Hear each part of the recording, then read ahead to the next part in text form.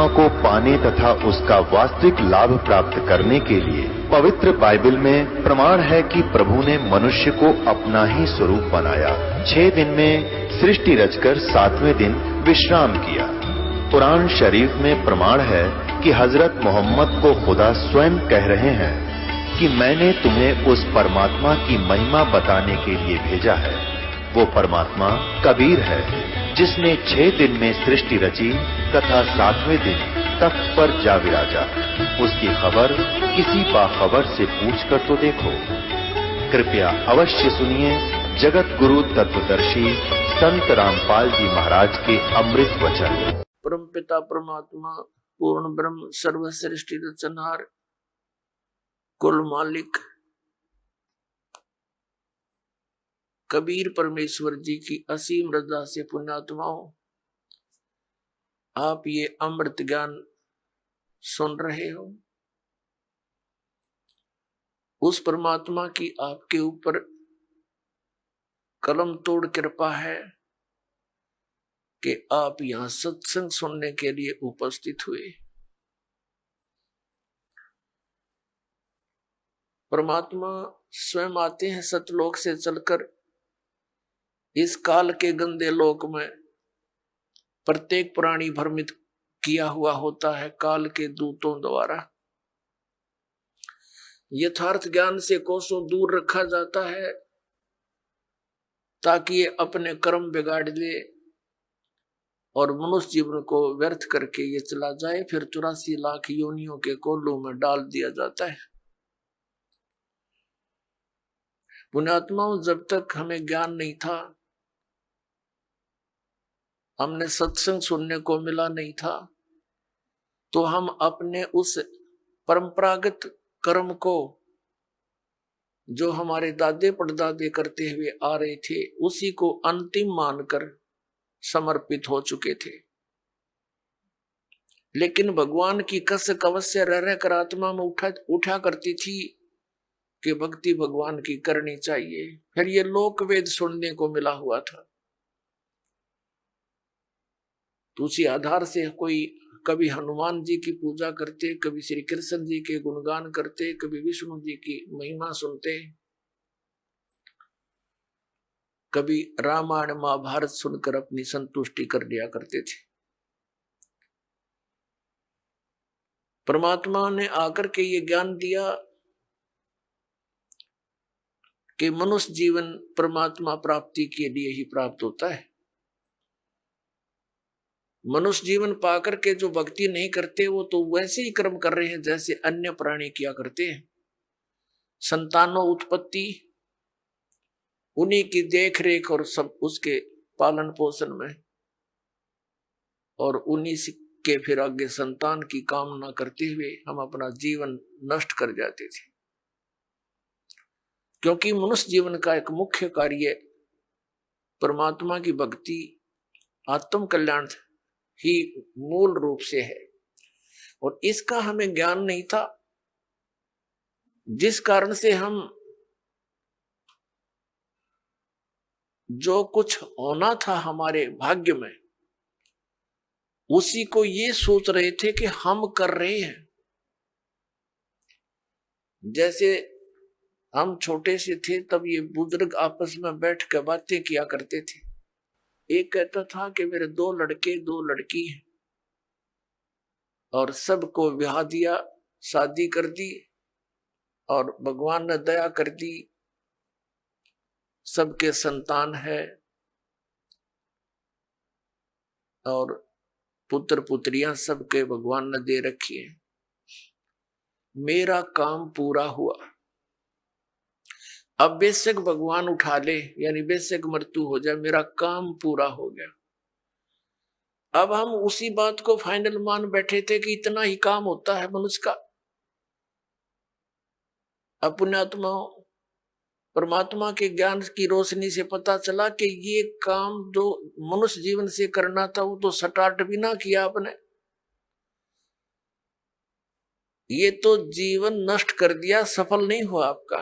जैसे कोई ये कहता है कि मैंने ये कर दिया, मैंने ये कर दिया, मैं ये कर दूंगा, ये जीव की भारी भूल है। जैसे विवाह के उपरांत प्रत्येक प्राणी की इच्छा होती है कि हमारे पुत्र प्राप्ति हो, पुण्यात्मा वैसे तो अध्यात्म मार्ग के अंदर पुत्र और पुत्री में जरा सा भी अंतर आपके हृदय में नहीं रहेगा जब ज्ञान समझ में आ जाएगा। और वैसे परमात्मा कुछ भी हमारे संस्कार में पुत्र है पुत्र ठीक, पुत्री है पुत्री ठीक, लेकिन जो राम नाम पर लगे हैं तो वो हमारे लिए हमारे पुत्र हैं, अन्यथा वो काल के दूतर हैं। अब परमात्मा ने क्या बताया कि जैसे मान लीजिए आप कोई यूं कहे कि मेरा काम पूरा हो गया, मैंने ऐसा कर दिया, बच्चे ब्याह दिए, कोठी बना दी और ऐसा वैसा कर दिया, ये भूल है प्राणी की। जैसे विवाह के उपरांत प्रत्येक प्राणी की इस लोक वेद के आधार से, दंत कथाओं के आधार से इच्छा होती है कि भगवान पुत्र दे, और बेटी हो जाती है, जन्म बेटी का हो जाता। फिर पूरे परिवार की आस्था रहती है भगवान अगला तो पुत्र दे, और वो भी बेटी होगी। तीसरी आस करी पुत्र की, वो भी बेटी होगी, चौथी भी बेटी, पांचवी भी पुत्री होगी। तो क्या आपका चाहा हुआ, क्या आपका किया हुआ वही हुआ जो आपके भाग्य में लिखा हुआ था। तो पुण्यात्माओं समझदार को संकेत ही काफी होता है। अब हमने जो करना चाहिए था वो सत्संग से ज्ञान हुआ। वो क्या ज्ञान हुआ? परमात्मा ने आके बताया कि जब तक ये प्राणी सुखी है, इस झूठे सुख को प्राप्त है, तब तक तो ये समझता है कि मैं बिल्कुल ठीक ठाक हूं। क्योंकि जब तक प्राणी के पूर्व जन्म के पुण्य शुभ संस्कार चलते हैं, तब तक वो कितने खोटे काम करो, उसके प्रारब्ध में लिखा हुआ पिछले जन्म का उसको पुण्य मिलता ही रहेगा। पुत्र भी होंगे, पुत्री भी होंगी, और वो संतान भी नेक हो सकती है। लेकिन आगे भक्ति ना करने से, जैसे बैटरी चार्ज होती है, और वो बैटरी चार्ज है तो वो सारे काम कर रही है, पंखा भी चल रहा है, ट्यूब भी जग रही है, लेकिन चार्जर ना लगाने से उसकी अक्षमता समाप्त हो जाएगी, वो डाउन होगी, और फिर उसके बाद सब सुविधाएं समाप्त हो जाएंगी। तो इसी प्रकार पूर्व जन्म के संस्कारी प्राणी पिछले जन्म जन्मांतरों के शुभ संस्कार किए हुए उनके साथ हैं।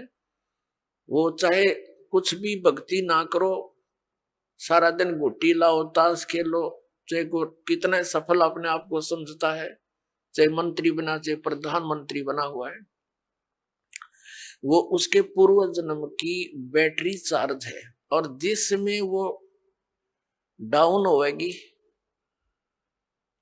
उस समय देखना क्या हाल होगा। तो हमें अब पता चल गया इस बात का, हमने पहले से चार्जर लगा दिया अपना, भगवान की दया होगी चार्जर मिल गया ठीक ठाक हमें, तो हमारे ऊपर ये आपदाएं नहीं आवेंगी। नहीं तो फिर भगवान की भक्ति की आवश्यकता ही नहीं। यदि कोई आपदा आई भी तो परमात्मा ऐसी मदद करेगा, दुनिया देखती रह जाएगी। इसलिए परमात्मा की खोज में ये प्राणी बहुत युगों से लगा हुआ, और अब वो साधना, वो भगवान हमें मिल गया जो हमारी प्रोटेक्शन करता है, हमें जो बचाव करता है और मोक्ष देता है।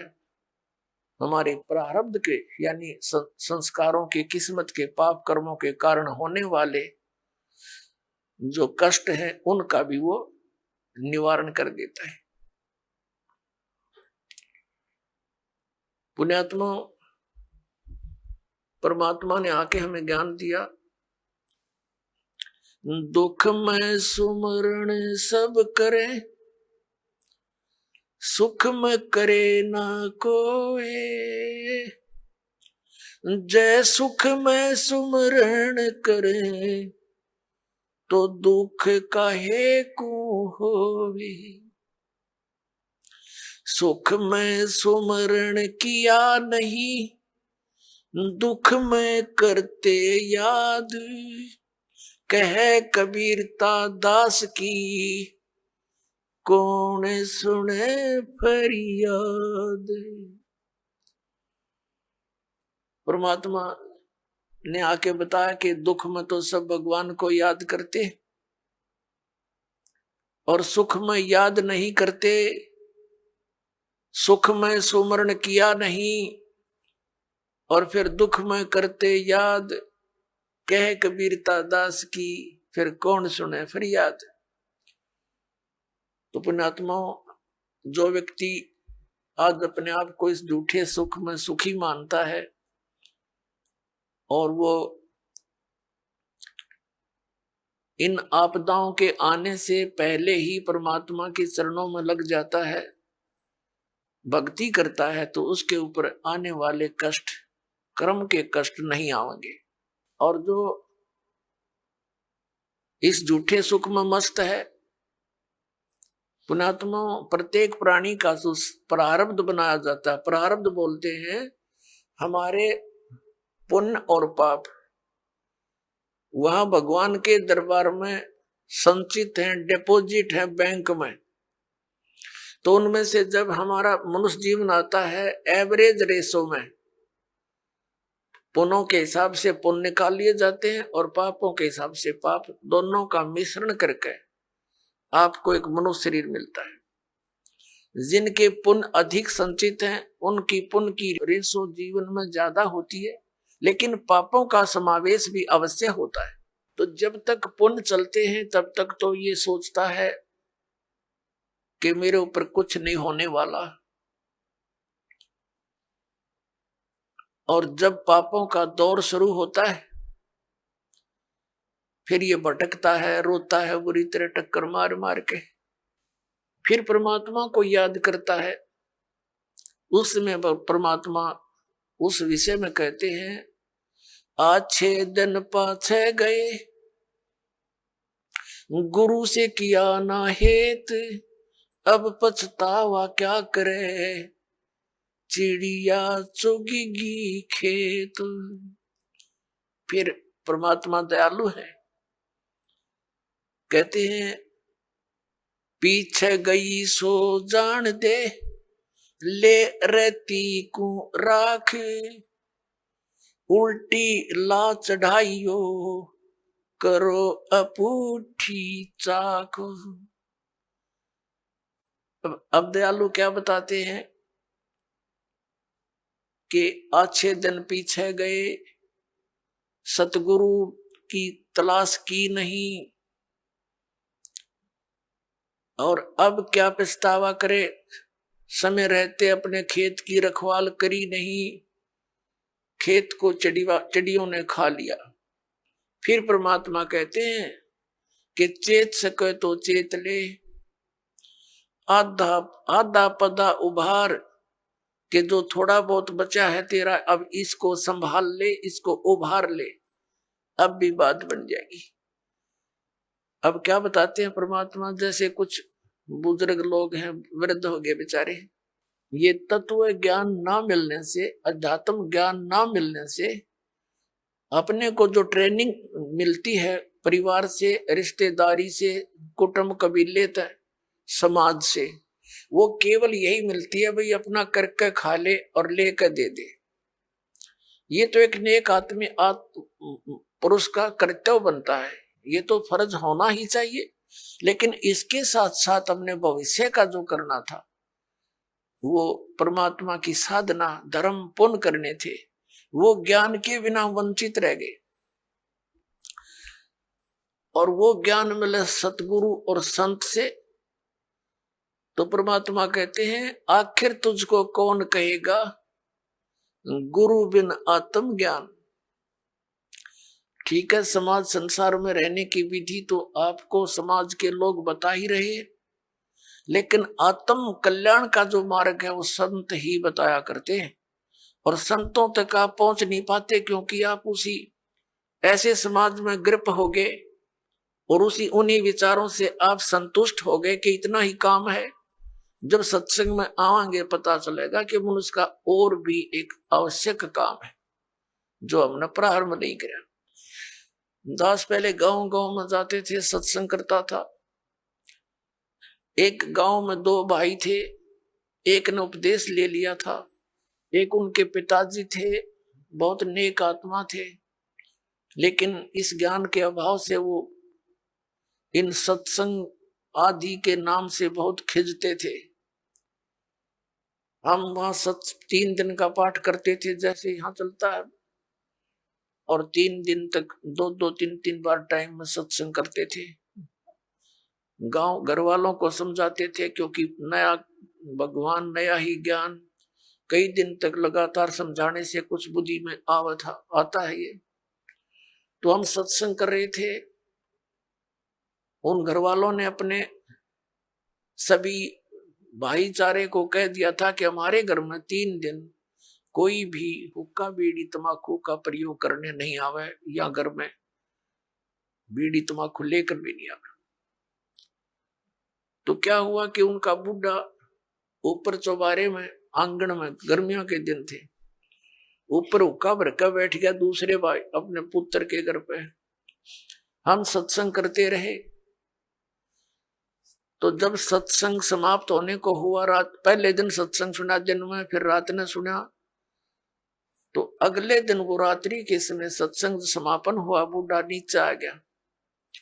लगभग 70 वर्ष की आयु थी उसकी। अब वो आके हमारे पास बैठ गया जमीन पे, और उसकी पुत्र वधू ये सोच रही थी, बूढ़ा पता नहीं क्या बोल लगा महाराज जी को, पता नहीं क्या कह देगा यू, क्योंकि इनने कभी ये काम देखे नहीं, और पता नहीं क्यों आ गया यू तो बहुत चिढ़ा करता है इन बातों से। वो बैठ के और आंखों में पानी भराया, रोने लग गया। मैंने पूछा क्या बात होगी बाबा, क्या बात है, क्यों रो रहे हो आप? ने बोला जी जो ज्ञान आपने सुनाया, ये बात तो आज तक हमने कदे सुनने को ना मिली। हमने तो लक्ष्मी चंद की रागनी सुनी है, और कोई सांग सिनेमे देखे, और मैं तो इतना मेहनती आदमी था, इन पुत्रा के 2-4 किले आवे थे, मैंने इनके 12 किले बना दिए। 12 एकड़ जमीन, 8 एकड़ और मोल ली मेहनत कर करके। और ईब मेरा क्या होगा, मैं तो 70 साल की उम्र होगी मेरी, अब मैं क्या करूंगा, क्या बनेगी मेरे साथ में? मैंने तो इस ज्ञान से सारी रात नींद आनी बंद हो गई, और अब मेरा खाना पीना भी छूट गया। अब क्या बनेगा, मेरा क्या होगा? मेरी तो उम्र जाली। और उसकी पुत्र वधू भी वहीं बैठ की। बूढ़ा आज तो बहुत अच्छा बोला, और वह ध्यान से सुना कि जो क्या हो गया बुढ़े के एकदम। ने बोला जी क्या मेरा भी कुछ हो सकता है? मैंने कहा देखो विश्वास करो, अब जैसे कुएं होते थे पहले बहुत गहरे, और उनमें 100-150 फुट नीचा जल होता था, उसको निकालने के लिए एक लंबी नेजू आया करती रस्सी, बहुत मोटा, इतना मोटा रस्सा, और 150-200 फुट लंबा, और उसके बाल्टी बांध दी जाती थी, और वो बाल्टी से पानी निकालते थे तो 100 फुट दूर तो खींच के ले जाते थे 2-3 जने, और फिर बाल्टी से जल निकल आता था। तो मैंने कहा कि जैसे कुएं में बाल्टी जा रही हो और नेजू हाथ से छूट गई रस्सी, और वो तो जा रही है, और भाग दौड़ के और उसको पकड़ने की चेष्टा कर ली यार, वो हाथ में आ जा, लास्ट की 6 इंच भी ठहगी, लास्ट की गिरते गिरते अगर 6 इंच भी बची हो और हाथ में पकड़ी जावे तो क्या हो, वह रस्सी बाल्टी भी बाहर आ जा और पानी भी साथ आवे, जल भी भरा होगा और बाल्टी भी मिल गई, कुछ भी ना गया।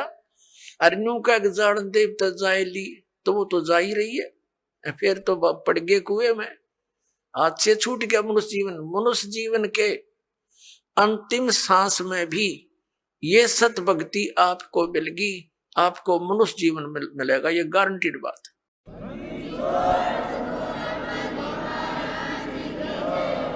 और आप क्या तो भी 70 वर्ष है, एवरेज 80-90 तो मानते हैं मनुष्य की आयु, और आप तो स्वस्थ दिखाई देते हो, करड़े हो, खूब तगड़े, और नाम लो, पर ओका बीड़ी शराब तम्बाकू ये छूना नहीं पड़ेगा।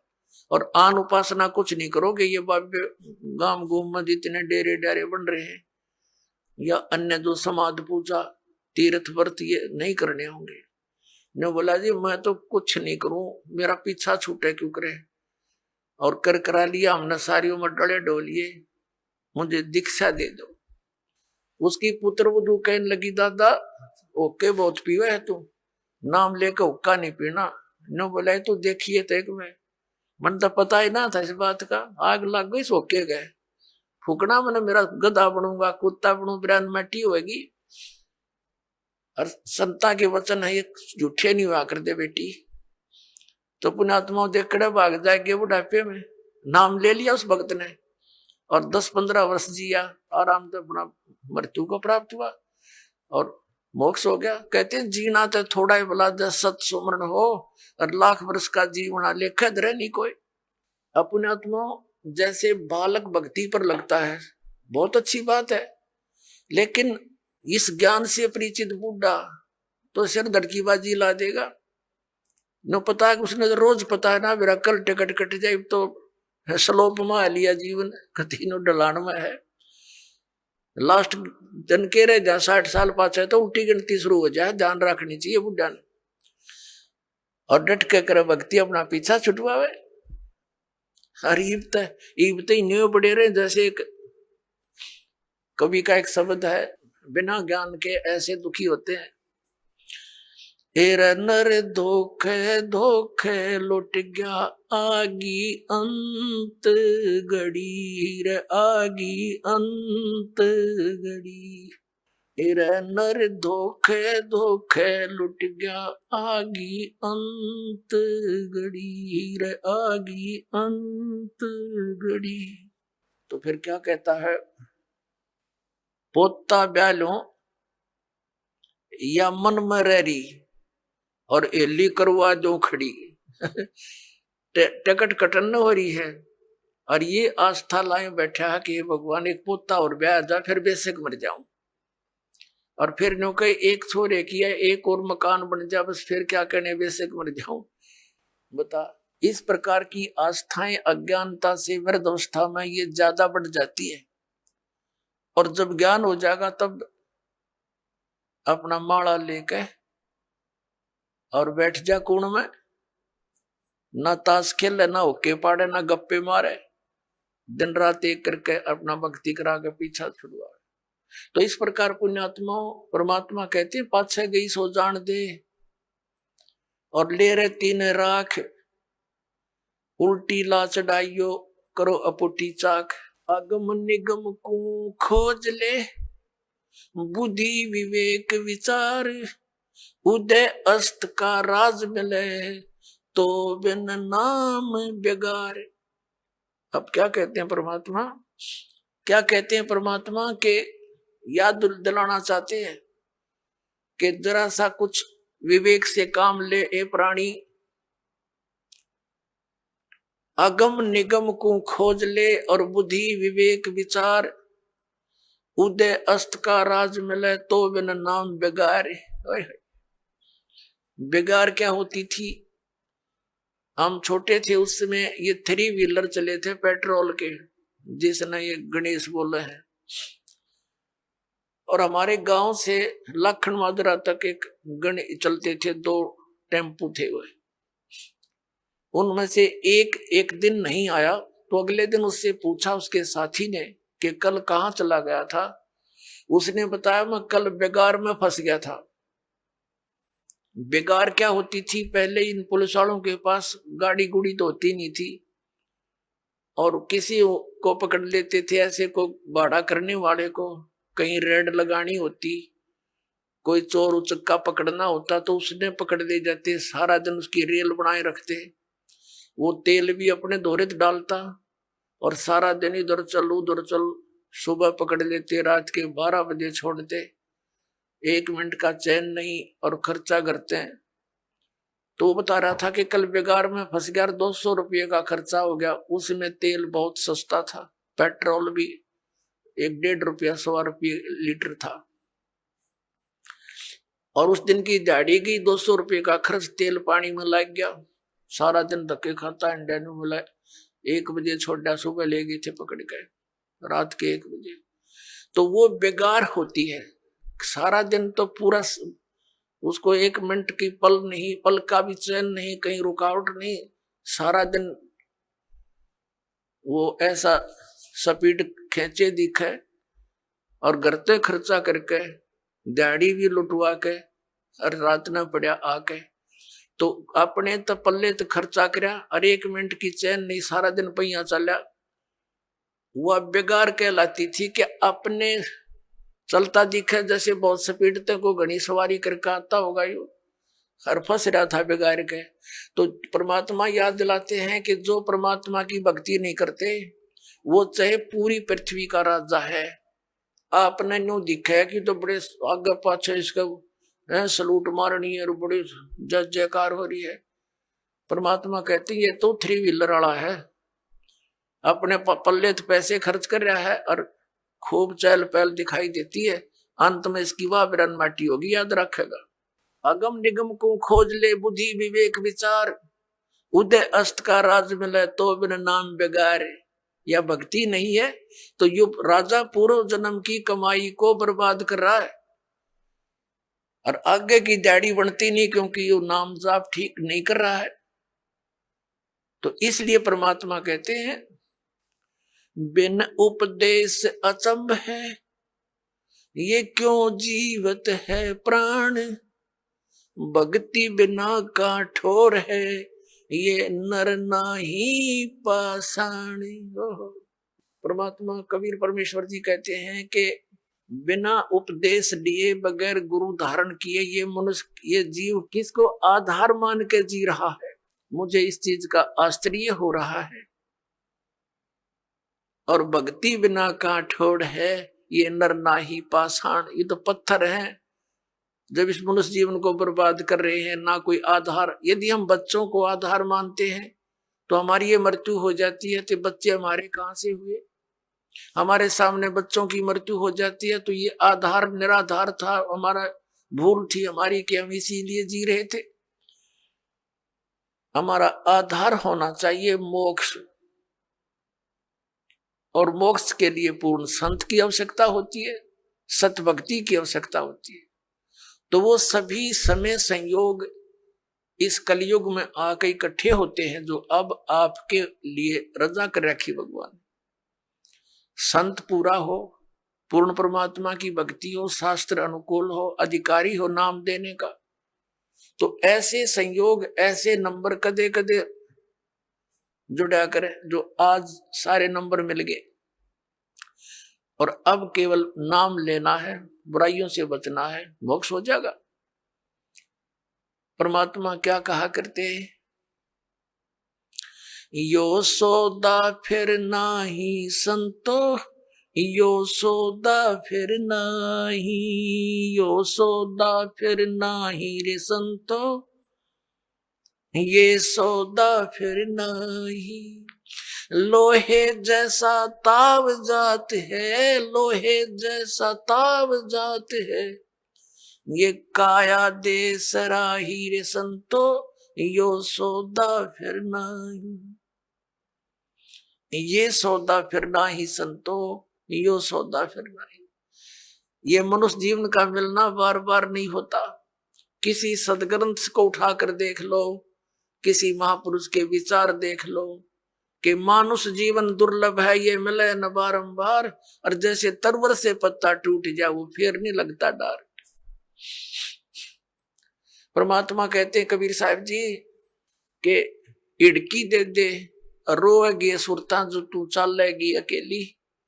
जिस परिवार के लिए तू सारा दिन केवल इस पशु जैसे कर्म में ही लीन रहता है, और जब तेरी मृत्यु होने का समय आ जाएगा, अचानक बीमारी भयंकर हो जाती है ला इलाज, फिर वो सोचता है कि अब मेरा क्या होनेगा भगवान, मेरे बच्चे रह गए, इनका क्या होगा। परमात्मा कहते हैं तू भक्ति कर, मेरी शरण में आ, तेरी आयु भी बढ़ाऊंगा, तेरे बच्चों की भी रक्षा करूंगा। इसलिए भगवान की खोज हम कर रहे थे, भक्ति कर रहे थे, कि हमारा ऐसा बुरे टाइम में भगवान मदद किया करता है, तो परमात्मा कहते हैं तू मेरी शरण में आ, फिर लग ढंग से। मानुष जन्म दुर्लभ है, ये मिले न बारंबार। कहते हिड़की दे दे रोएगी सुरता, आत्मा को कह रहे हैं जब तू चल लेगी अकेली। जिस परिवार को अपना मान रहा था वो तो यहीं रह गया, तेरी बांह पकड़ के ले जाएंगे यम के दूत। फिर नो कह पछाड़ खा खा रोएगी तू आत्मा, क्योंकि तेरा कोई संभालने वाला होगा नहीं, तेरा भगवान परमात्मा साथ दे नहीं, क्योंकि आपने उसकी साधना की नहीं विधिवत। और यदि आपने सत भक्ति कर रखी है और आपका यहाँ से जाना भी तो है ही सभी ने, लेकिन मालिक आपके साथ खड़ा पाओगा जब कहेगा बेटा मेरे साथ, और यम के दूत दूर हो जाएंगे, नो एक दूर कति 100 कोस दूर खड़े पाओगे। तो हमने उस दिन की भी अब थोड़ी सी चिंता करनी चाहिए जब संसार छोड़ कर चलेंगे। इंसान घर से चलता है और जाने से पहले वो रात के सटे की चिंता पहले करता है कि कहाँ रुकूंगा, कोई धर्मशाला का या कोई रिश्तेदारी का कनेक्शन खोज करता है। और जब संसार छोड़कर जाता है ये कभी सोचता है नहीं अब कहाँ जाऊंगा, आगे कहाँ ठिकाना है मेरा। कबीर परमेश्वर जी ने आके बताया है, आदरणीय गरीबदास साहिब जी को मिले, उनको सचखंड लेकर गए, वापस छोड़े, फिर उनकी महिमा को गरीबदास साहिब जी ने उन्हीं द्वारा दिए गए ज्ञान को इस प्रकार बताया है। आगे गए ना बावड़े रहते भी सब जाही, बिन साहेब की बंदगी कहीं ठोड़ ठिकाना नहीं। जो पहले चले गए हमारे पुरुष वो तो बताने आए नहीं हमारी गिल के बुंडी बनी या अच्छी बनी, और शेष बच्चे ये भी सब जाएंगे। और बिन साहेब की बंदगी यानी परमात्मा की भक्ति बिना कहीं ठोर ठिकाना ना। अब परमात्मा कौन है? गीता जी अध्याय नंबर 15 के श्लोक नंबर 16 और 17 में 3 पुरुष बताए, सरपुरुष और अक्षर पुरुष। सरपुरुष ये ब्रह्म है, अक्षर पुरुष ये पर ब्रह्म कहलाता है। सरपुरुष केवल 21 ब्रह्मांड का स्वामी है, ये ब्रह्म है, और अक्षर पुरुष 7 संघ ब्रह्मांड का मालिक है। गीता जी अध्याय नंबर 15 के श्लोक नंबर 17 में कहा कि उत्तम पुरुष है तू अन्य परमात्मा इति उदाहरते। वो इन दोनों से श्रेष्ठ परमात्मा वास्तविक भगवान तो कोई और है जिसको परमात्मा कहते हैं, और वही तीनों लोकों में प्रवेश करके सबका धारण पोषण करता है।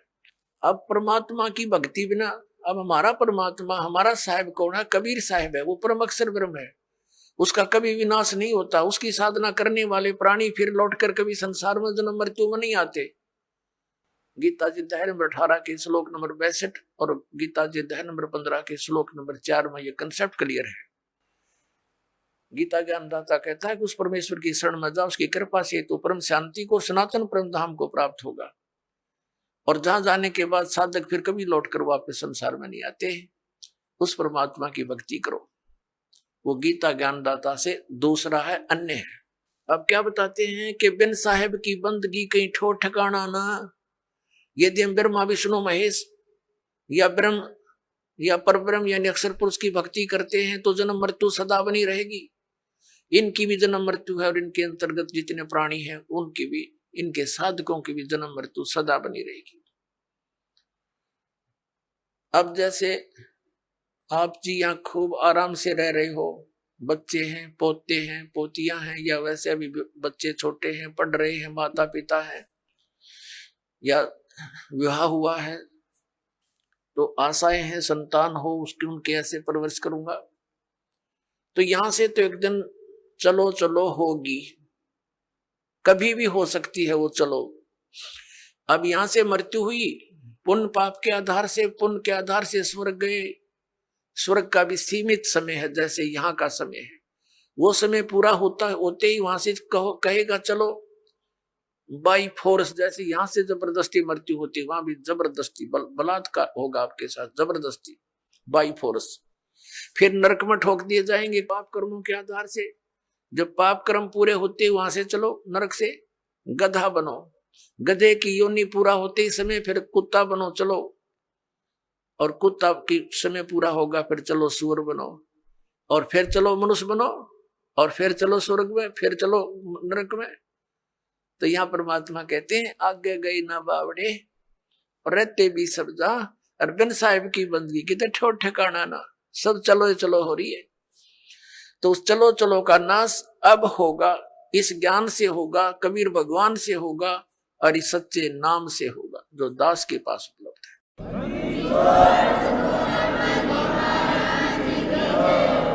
और इसका एक बेनिफिट और होगा हमें कि हमारे इस जीवन में हमारे परिवार की आपदाएं भी टलेंगी। आपकी आयु शेष नहीं है, आपकी आयु बढ़ाएगा ये वो भगवान है जो उम्र भी बढ़ा देता है।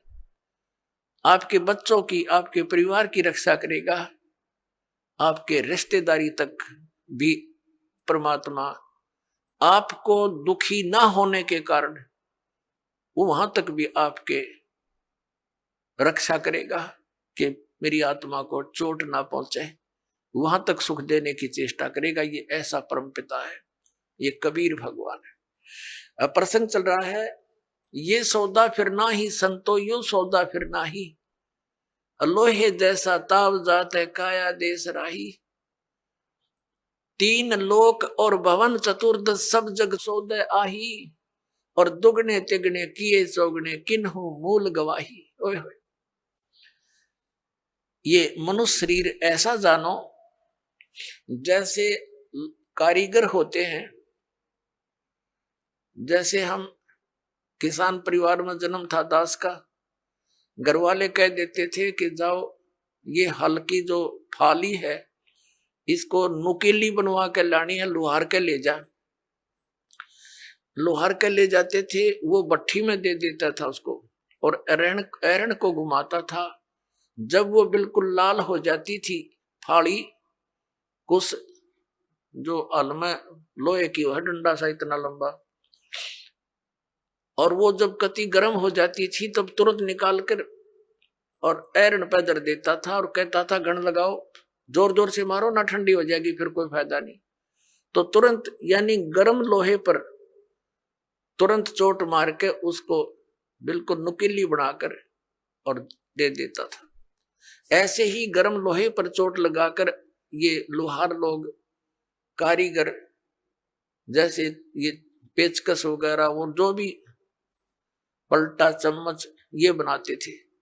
तो जब गर्म है, गरम गरम पर चोट लगा दी, लोहे के साताव है ये, तो वो तुरंत उसका जो बनाना चाहते वो बन जाता है। जरा सा ठंडा हो जाए तो बेशक उस पर थोड़े मारे जाओ, उसका कोई यूज नहीं, बांगा टेढ़ा बन जाएगा। तो इसी प्रकार परमात्मा ने बताया कि ये आपका मनुष्य शरीर जब तक है ये लोहा गर्म है आपका, और इस गर्म लोहे पर चोट मार गए तो कुछ बन जाएगा नहीं, ये लोहा ठंडा हो गया, मृत्यु होगी, फिर तबांगे टेढ़े मुंह हो जाएंगे कुत्ते गधे सुअर के, वह वस्तु नहीं बनेगी जिसके लिए ये गर्म लोहा हो कर रखा था।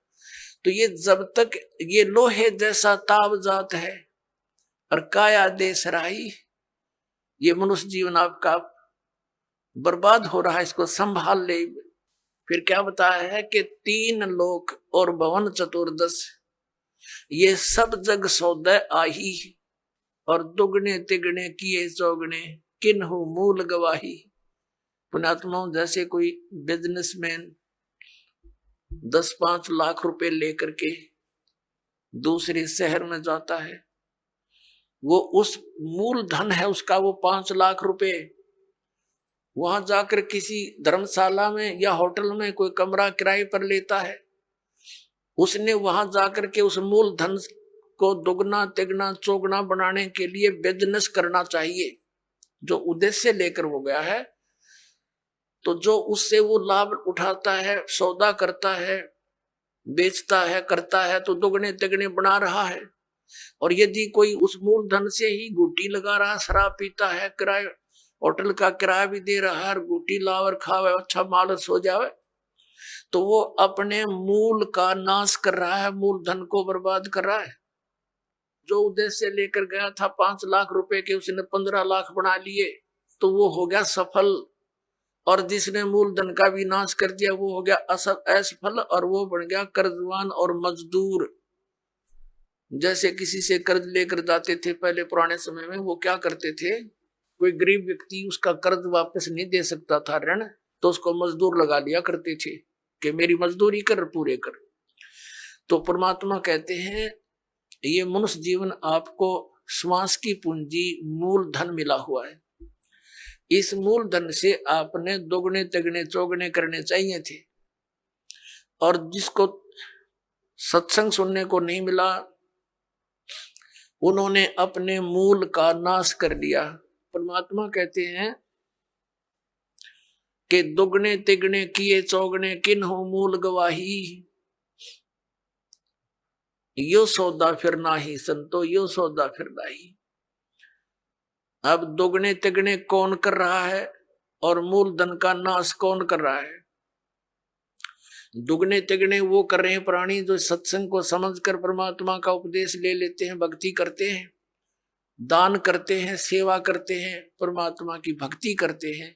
वो अपने इस मनुष्य जीवन की पूंजी को दुगना तिगना चौगुना बना रहे हैं, वो साहूकार हो रहे हैं। और जो इस मनुष्य जीवन के अंदर अपना केवल अपने निर्वाह तक सीमित हैं, घुटी लाई सो गए, सिनेमा देखा, ताश खेले हैं और बकवादा में बड़े रहे, सिनेमा देखा, तो वो अपने मूल धन का नाश कर रहे हैं। उसके बाद फिर परमात्मा क्या बताते हैं? जो भक्ति नहीं करते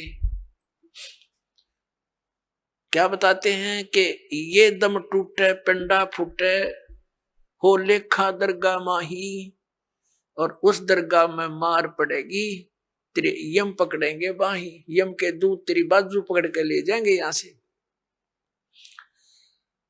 और जा दिन की वो डरनी लागे, लज्जा रे अकनाही। फिर क्या बताते हैं परमात्मा कि जा सतगुरु की मैं बलिहारी, जो जामन मरण मिटाही।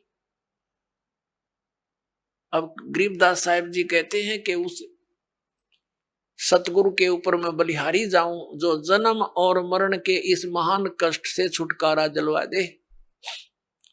तो पुण्यात्मा, जन्म और मरण के रोग से छुटकारा कौन दिला सकता है? कबीर परमात्मा। और कबीर परमात्मा का रिप्रेजेंटेटिव यानी उसकी द्वारा उसका कृपा पात्र, उसकी भक्ति साधना बनाने वाला, बताने वाला संत जो साधना देगा, उस साधना उस भक्ति के कारण वो परम पिता परमात्मा कबीर साहिब आपकी जन्म और मृत्यु का ये नाश कर देगा। तो न तो ब्रह्मा जी की ना तो विष्णु जी की साधना से हमारा जन्म मृत्यु नाश हो सकता, जन्म मरण, क्योंकि ये स्वयं नाशवान है। ना शंकर भगवान की भक्ति से, ना दुर्गा की भक्ति से, ना ब्रह्म की भक्ति से। गीता ज्ञानदाता ये ब्रह्म है, श्री कृष्ण में प्रवेश करके बोलता है। ये खुद कहता है दूसरे अध्याय के 12वें श्लोक में, चौथे अध्याय के 5 और 9 श्लोक में गीता जी में, अध्याय नंबर 10 के श्लोक नंबर 2 में गीता जी। ये गीता ज्ञानदाता कहता अर्जुन तेरे और मेरे बहुत जन्म हो चुके, तू नहीं जानता मैं जानता हूं। तो इसकी भक्ति करने वाला जन्म मरण से कैसे छूट सकता है? ये खुद जन्म मरण में गीता जी अध्याय नंबर 15 के श्लोक नंबर 16 और 17 में स्पष्ट किया है कि 2 पुरुष हैं, सर पुरुष और अक्षर पुरुष। अक्षर पुरुष ये 7 संघ ब्रह्मांड का स्वामी है, और परम अक्षर पुरुष जो 17वें श्लोक में कहा 15वें अध्याय के उत्तम पुरुष है तो अन्य, और 8वें अध्याय के 3रे श्लोक में कहा कि वो परम अक्षर ब्रह्म है, गीता ज्ञानदाता कहता है। तो उसकी भक्ति से जन्म और मरण का रोग नाश होगा। वो असंख्य ब्रह्मांड का स्वामी है, सबका मालिक है।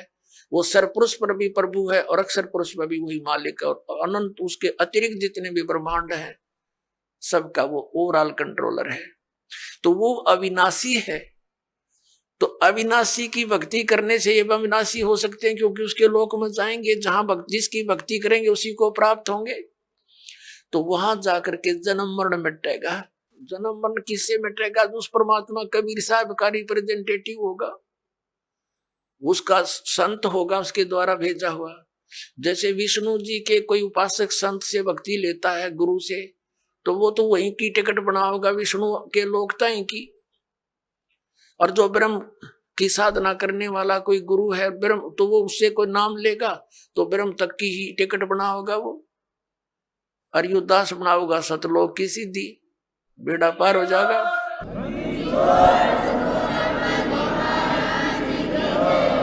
अब फिर क्या बात याद दिलाते परमात्मा, जा सतगुरु की मैं बलिहारी, जो जामन मरण मिटाही। यदि सत भक्ति ना की तो फिर क्या होगा, कुल के लोग जंगल में ले जाके दिन ना ठोक जराही, बांध पिंजड़ी आगे धर लिया, फिर मरगट को ले जाही। मात पिता तेरा कुटुंब कबीला, मसलत एक ठहराई। एक सलाह बन गई सबकी के मर गया भाई, ठाओ ठाओ ठाओ जल्दी करो, कोई लकड़ी ढूंढ लग जाएगा, और कोई उसने उठाकर पटदे जा धरेंगे शमशान घाट पे। कहते हैं मात पिता तेरा कुटुंब कबीला, मसलत एक ठहराई, और बांध पिंजड़ी आगे धर लिया, मरगट को ले जाही। अग्नि लगा दिया जद लंबा, फूक दिया उस ठाई। अब कर दिया काम, वो शरीर नाश तो करना ही था ना, तो उसमें कीड़े चल जाए, ये तो ऐसा शरीर है। इस मिट्टी से हमने सोना बनाना था भक्ति करके, और केवल ये पशु पक्षियों जैसे कर्म किए इस मनुष्य शरीर से हमने नाश कर दिया इस भक्ति का, इस मूलधन का। और फिर आगे के बनेगी, जो भक्ति नहीं करके जाते उसकी आगे कितनी लंबी कहानी बताई है। अब देखो इन नकली गुरुओं ने, हमारे धर्म गुरुओं ने हमारी कैसे दुर्गति करवा रखी है। परमात्मा बताते हैं, गरीबदास साहिब जी परमात्मा से प्राप्त ज्ञान को कैसे डिफाइन करते हैं कि मरने वाले का कर दिया अंतिम संस्कार, उसकी तब मिट्टी भी नहीं छोड़ी, ठाक नहर में गिराए। और फिर क्या आते हैं, कहते हैं फिर पुराण बांध के पंडित आगे, और पीछे गुरुड़ पढ़ाई। अपने आत्माओं, परमात्मा हमें याद दिलाते हैं कि मृत्यु के उपरांत जो गरुड़ पुराण का पाठ किया जाता है उसका फायदा लाभ क्या होगा। गरुड़ पुराण के अंदर ये लिखा हुआ है कि जो प्राणी भक्ति नहीं करता उसको यम, ना वो दान पुण्य करता विधिवत, तो यम के दूत पकड़ कर ले जाते हैं, ऐसे रास्ते से ले जाते हैं उसके तांबे की धरती पर से लोहे कति जलते हुए नंगे पैरों जाता है। वहीं पर भंडारे चल रहे होते हैं, अन्य जो पुण्यकर्मी प्राणी तो खाना खा रहे होते हैं, और उसको प्यास और भूख सताती है। यम के दूतों से कहता है मुझे खाना खा लेने दो, तो वो कहते खबरदार, तूने खाना नहीं खा सकता क्योंकि तूने पुण्य नहीं किए। वो रोता है, बुरी तरह बिलखता है, बुरा हाल कर ले जाता है। फिर वो कहते हैं एक बार ले चल धर्मराज के पास, और क्या आदेश होता है तेरी फिर सेहत बनावेंगे, तो फिर गढ़ेंगे। उसका कलेजा फटने को हो जाता है। फिर गरुड़ पुराण में बताया गया है कि जो ऐसे जुल्म करता है उसके हाथ कटता है, वो ऐसे कर्म करता है उसकी आंख फूटती है, वो अंधा होता है। परमात्मा कहते हैं मरने वाला मर गया, उसने जो करना था वो कर लिया। अब वो गरुड़ पुराण मरे पाछे के काम आओगा, उसका जिंदे जी पढ़ाना था ताकि उसको डर लगता, भगवान से भक्ति करता, परमात्मा इन दुखों को याद करके बुराइयों से बचा रहता। अब वो कर्म फोड़ कर चला गया, ईव गरुड़ पुराण का पाठ करा, इनकी सारी उल्टी रीति। अब परमात्मा क्या बताते हैं कि पुराण उठा, फिर पंडित आगे, गुरुजी आगे, और पीछे गरुड़ पढ़ाई। नर से तीतू पशुआ की जय गद्दा बैल बनाई, ये 56 भोग कहा मन बोरे की तो कुरुड़ी चरने जाई। ओए पुण्यात्माओं, इस काल ने हमारी बुद्धि इतनी कमजोर कर दी, हम ये सोचते हैं कि हमने जो आज ठाठ है मनुष्य जीवन में, जब चाहे भोजन खा लें भूख लगते ही, जब चाहे चाय बनवा के पी ले, काजू किस्मत सेब संतरे खावे, हलवे खीर खा लेते हैं। परमात्मा कहते हैं अगर इतनी सुविधा भगवान ने दी है जिसका कुछ काम भी नहीं आ रहा है। आइए अब हम उन श्रद्धालुओं के अनुभव जानते हैं जो जगत गुरु तत्वदर्शी संत रामपाल जी महाराज जी से दीक्षा प्राप्त कर चुके हैं तथा उनके द्वारा बताए गए भक्ति मार्ग पर चल रहे हैं। बहन जी नमस्कार। सत साहिब जी। क्या नाम है जी आपका? हिना। हिना जी कहाँ से आए हैं आप? मैं शाहबाद डिस्ट्रिक्ट कुरुक्षेत्र से आई हूँ। संत रामपाल जी महाराज से नाम दीक्षा लेने से पहले आप क्या भक्ति साधनाएं करते थे? संत रामपाल जी महाराज जी से भक्ति लेने से पहले हम सभी देवी देवताओं की भक्ति किया करते थे। जैसे कि बचपन से ही मैं मंदिर में रहती थी, तो मतलब वहाँ पे हम, जैसे शिव जी का मंदिर था तो हम वहाँ पे पूजा करते थे, पूरी आराधना करते थे, सभी को इष्ट रूप में मानते थे, देवी की भी पूजा करते थे, नवरात्रे रखते थे और अखंड ज्योत जलाया करते थे। तो जैसे आम समाज सब साधनाएं करता है, भक्ति करता है, कृष्ण जी को लड्डू गोपाल के रूप में 8 साल मैंने रखा अपने पास, तो ये सब भक्ति साधना मैं किया करती थी। लेकिन इन सब भक्ति साधना को करते करते आज तक मेरी जिंदगी के अंदर कोई भी सुख नहीं आया। हिना जी, जैसा कि आपने बताया कि हिंदू धर्म में प्रचलित आप सभी साधनाएं कर रहे थे, जब आप हिंदू धर्म में प्रचलित सभी साधनाएं कर ही रहे थे तो फिर संत रामपाल जी महाराज से नाम दीक्षा क्यों ली?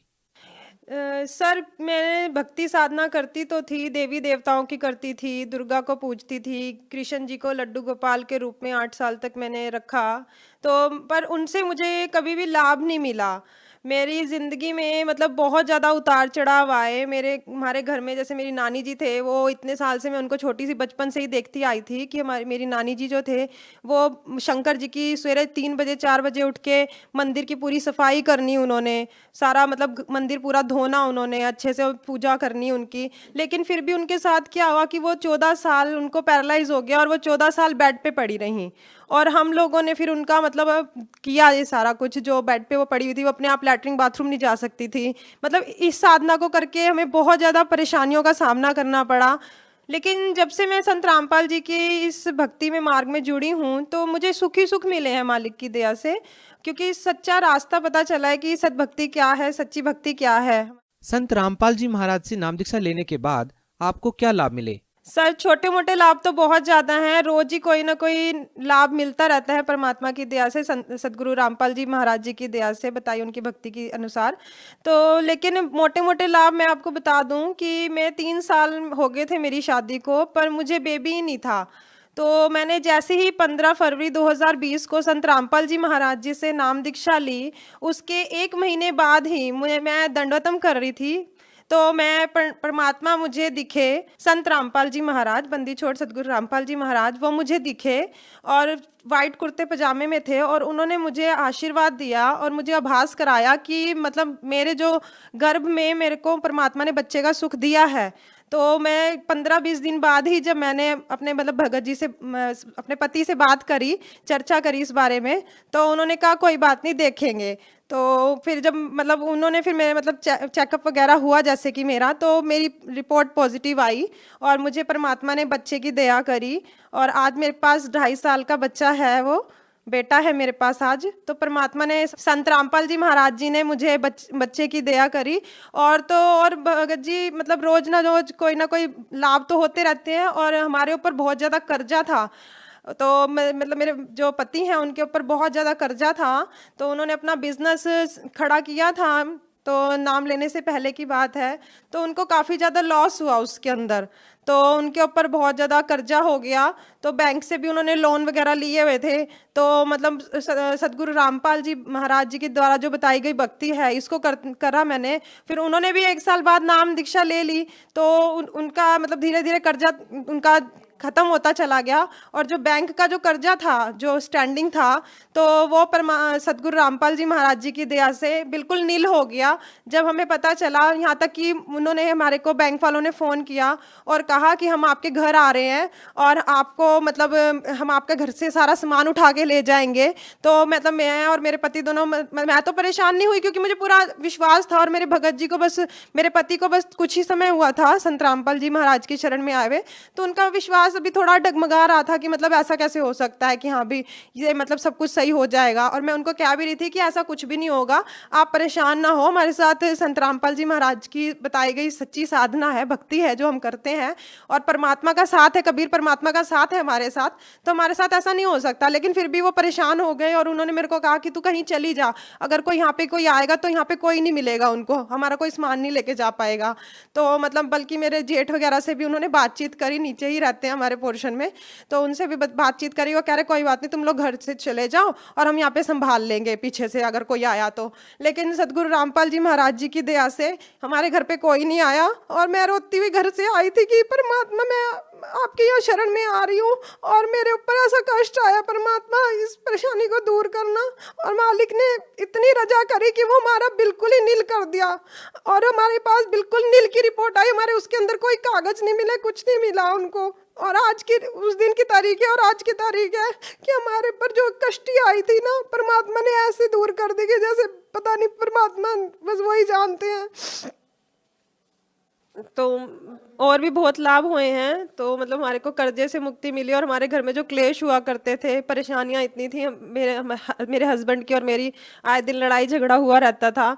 और मेरे ऊपर भी मतलब पीछे से मेरे मायके साइड से केस चल रहा है मेरा, लेकिन आज मुझे उस केस की कोई चिंता नहीं है। हमारी प्रॉपर्टी का केस है वो, कि मैं मतलब मेरी मासी जी ने मुझे गोद लिया हुआ था और मेरे मामा जी ने हमारी प्रॉपर्टी पे ना मेरी शादी के बाद कब्जा कर लिया था उस प्रॉपर्टी पे। और मैं बहुत डिप्रेशन में चली गई थी, इतनी परेशान रहती थी कि मैं अपने आप के साथ कुछ कर लूं, अभी सुसाइड करने चली जाऊं, मैं अपने आप को मार लूं, बस खत्म कर लूं अपने आप को। तो उससे भी परमात्मा सदगुरु रामपाल जी महाराज की दया से उसमें भी मेरे काफ़ी सुधार आया। मैं उन परेशानियों से काफ़ी उभरी हूँ और मैं आज सुखी जीवन जी रही हूँ, और बिल्कुल शांतिपूर्वक। जो लड़ाई झगड़ा हमारे घर में हुआ करता था, आज इस सद्भक्ति से, संत रामपाल जी की बताई गई सद्भक्ति से मेरा घर में बहुत ज़्यादा सुख शांति है। और मतलब हम प्यार से अच्छे से रहते हैं अपने घर में। और जो आर्थिक परेशानियां थी हमारे घर में, कि हमारे घर में मतलब पैसे हमारे घर में होते नहीं थे, क्योंकि कर्जा इतना हो गया था कि जो भी सैलरी आती थी मेरे पति की, वो सारी कर्जे में चली जाती थी। तो हमारे को मतलब एक चीज़ लेने के लिए भी बड़ी परेशानी हो गई थी। तो आज परमात्मा सदगुरु रामपाल जी महाराज की दया से आज किसी भी चीज़ की कोई कमी नहीं है, भंडारे भरे हुए हैं। जैसे परमात्मा कहते हैं कि हाँ बेटा, सारा सामान बेटा सतलोक से आता है यहाँ पे, तो वही भंडारे भरे हुए हैं हमारे घर में भी आज मालिक की दया से, सतभक्ति से। हिना जी, जैसा कि आपने बताया कि हिंदू धर्म में प्रचलित आप सभी साधनाएं कर रहे थे, उन साधनाओं को करते करते भी आपको कोई विशेष लाभ नहीं मिला, उल्टा आपको परेशानियों का सामना करना पड़ता था। लेकिन जैसे ही आपने संत रामपाल जी महाराज से नाम दीक्षा ली, आपको अनेकों लाभ मिलने लगे।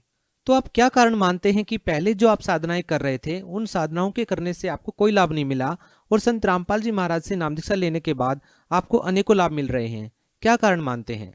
सर, पहले साधना से लाभ इसलिए नहीं मिल रहा था क्योंकि हमने अपने सदग्रंथों में जो बताई गई विधि है उसके अनुसार हमने देवी देवताओं की साधना नहीं करी।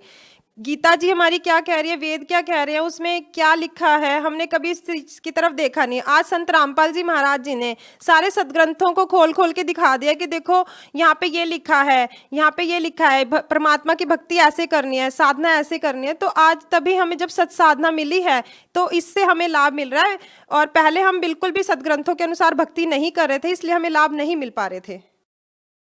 हिना जी, भगत समाज को क्या संदेश देना चाहेंगे? जो लोग आपकी तरह परेशान हैं, आप उन लोगों को क्या संदेश देना चाहेंगे? सर, मैं सबसे यही प्रार्थना करना चाहूँगी कि सभी भाई बहन, सभी हम एक ही परमात्मा की बच्चे हैं। तो सभी संत रामपाल जी जो ज्ञान बता रहे हैं, जो वेदों के अनुसार, गीता के अनुसार, सभी धर्म ग्रंथों के अनुसार जो साधना बता रहे हैं, वही सच्ची साधना है, उसी से ही लाभ मिलेगा। तो मैं सबसे यही प्रार्थना करना चाहूँगी कि सभी इस ज्ञान को समझें, जानें, और संत रामपाल जी महाराज जी से नाम दीक्षा लेके अपना मोक्ष प्राप्त करें। जो सबसे ज़्यादा जरूरी है, मनुष्य जीवन का जो मूल उद्देश्य है मोक्ष प्राप्त करना, उसको प्राप्त करें। जो व्यक्ति संत रामपाल जी महाराज से नाम दीक्षा लेना चाहता है, वो उनसे कैसे नाम दीक्षा ले सकता है? सर, संत रामपाल जी महाराज जी से नाम दीक्षा लेना आज बहुत ज़्यादा सरल हो चुका है। उनका आप किसी भी सोशल मीडिया प्लेटफॉर्म पे जाके आप संत रामपाल जी महाराज जी सर्च करके, और वहाँ पे मतलब सत्संग, जैसे यूट्यूब पे आप संत रामपाल जी महाराज लिखोगे, वहाँ पे उनके सत्संग चलते हैं। सत्संग के नीचे पट्टी आती है, उसमें कॉन्टैक्ट नंबर है सारे आश्रम वगैरह के। तो आप वहाँ पे फ़ोन करके अपने आसपास के, जो आपके जिला के, ब्लॉक के जो भी आसपास होंगे नामदान सेंटर, तो वहाँ पे आप कॉल करके वहाँ से नाम दीक्षा आसानी से प्राप्त कर सकते हैं। जी, धन्यवाद आपका। सत साहिब जी।